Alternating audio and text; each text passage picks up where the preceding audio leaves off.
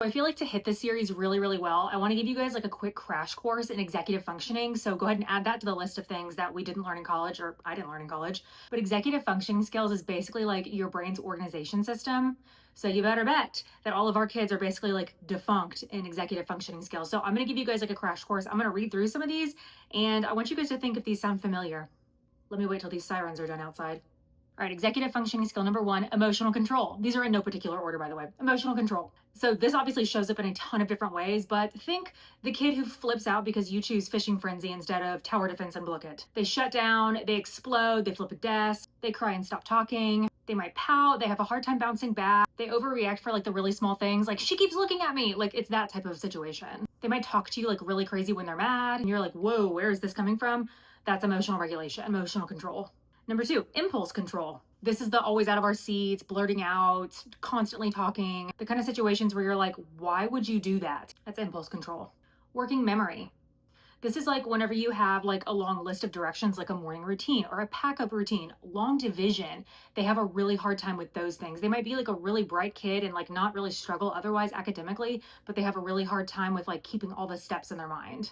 Task initiation. This is the kid who sits there for 10 minutes because they didn't have a pencil. This is the kid who, whenever it's time to get to work, they have to take a bathroom break, they sharpen their pencil, they find a million other things to do other than get to work. You're sitting working with a group and you look up and they're just like sitting there and you're like, what are you doing? Task initiation. Number five is planning. So this might look like, a kid who doesn't typically struggle, but like gets really behind on their work sometimes, or like sometimes will like spend too long on like small details, small minor things, or like unimportant steps, and then like completely fall behind. Lots of unfinished work, forgetting stuff like library books, homework until the very last minute. Number six is cognitive flexibility. This executive functioning skill will really test your patience, or at least it does for me. Like it can be really, really tough or frustrating whenever kids struggle with cognitive flexibility. For the teacher, it's difficult for us when kids struggle with this executive functioning skill. So what this might look like in kids is like they have a really hard time when plans change, like, freaking out whenever you have to move snack time and getting like really upset about that.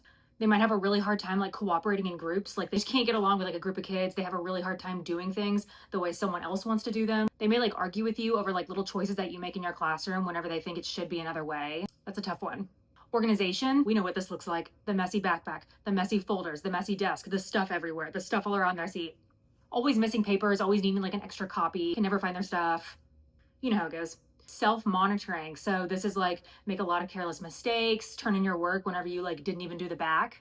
Your name isn't on your paper. Everyone's lining up for specials and they're still at their desk like 3 steps behind. They like confidently bring you their work and it's like completely wrong. And then of course, how can we forget focus or sustained attention? So this one can kind of like actually fly under the radar because we get the impulse control focus a lot, but focus can also look like a kid sitting there like not really getting any work done, and then maybe you like pull them to come work with them like one-on-one, and you realize that you were like constantly having to redirect them like after every 10 seconds. It's like, look back at your paper, look back at your paper, come on, get this done. Kids can lack in focus but not really struggle with impulse control, so they're like quieter, they kind of fly under the radar. But like I said, maybe you're working one-on-one with them and like y'all just read something together, or you just looked at a story problem together, and they cannot tell you anything that you just said.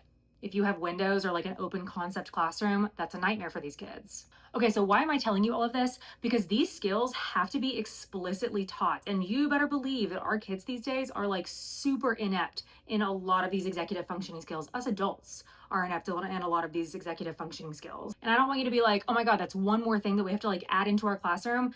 You can kind of view it like if you look at certain routines or certain parts of your classroom like through the lens of helping kids with executive functioning, it will make your classroom management so much better. Like people always ask me like, oh my gosh, like what consequences do you use? Like what's like the hierarchy of behavior management in your classroom? And honestly, I don't have a lot of behavior management issues because I help kids with these things through the way that I've like set up my classroom, if that makes sense. Like I like design my instruction and design my routines through the lens of helping kids with executive functioning skills. So let's use this lens while we're planning out our morning routine, yeah?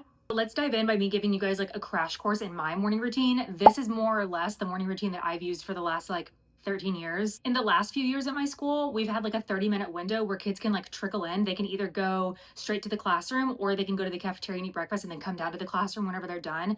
It's also an expectation at my campus. I would do this anyways, even if it wasn't an expectation, but we're expected to stand at our doors for that 30-minute time to greet our students as they arrive, which means that I'm standing at my door and I'm unable, like the kids that are inside of my classroom are not able to access me. I'm at my door greeting kids and they're working independently. So you better believe that this was very difficult for a lot of teachers at my campus when we were expected to be over here and our classroom was like independently running themselves over here. However, it was a great system. You give me 10 different types of morning structures, like how kids can come to school, schedules, and this is the one that I would choose over and over and over. That 30-minute window where kids can like start school on their own is perfect. It's gorgeous. I swear it made my fifth graders like coming to school. Okay, so anyways, I'm at my door, my students greet me, we do a whole morning meeting lesson and we practice like how to give like a proper greeting, but more or less there's two like intentions for greeting my students in the morning. One is like a check-in, we can check in with each other. How are you this morning? It's great to see you. They can let me know anything that they want to let me know. Maybe something happened after school yesterday. Maybe they're getting home from school a different way today. Maybe they need extra help with their homework, whatever it is. It's kind of like a chance for us to check in. And it's also to set the tone for my classroom. So my students learn pretty early in the school year